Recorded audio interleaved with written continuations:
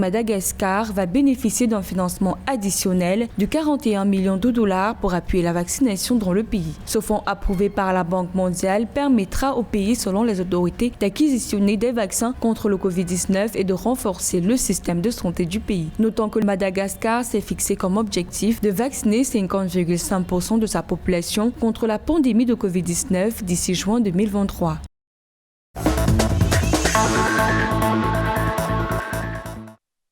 En Tunisie, 12 établissements ont été fermés dans le gouvernorat de Ben Arous en raison de la propagation de la Covid-19. En plus des établissements, plusieurs classes ont été fermées dans différentes institutions éducatives selon l'évolution des cas de contamination détectés. Pour les autorités, cette mesure permettra de contrôler la propagation du virus dans cette partie du pays.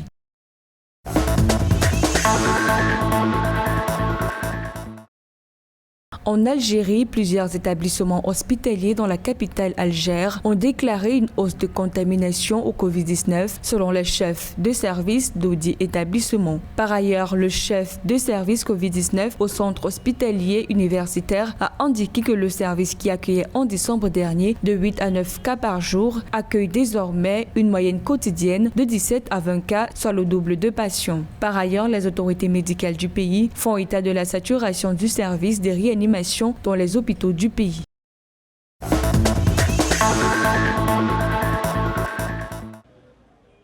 En République démocratique du Congo, la zone de santé de Boma reçoit un important lot des intrants et médicaments de lutte contre la Covid-19. Ce lot, par ailleurs, est essentiellement composé des intrants, des médicaments contre la Covid-19 et des équipements de protection individuelle qui ont été remis par le ministère de la Santé publique, Hygiène et Prévention du pays. Rappelons par ailleurs qu'un précédent lot important des médicaments essentiels et équipements avait été remis à cette zone de santé il y a de cela 6 mois.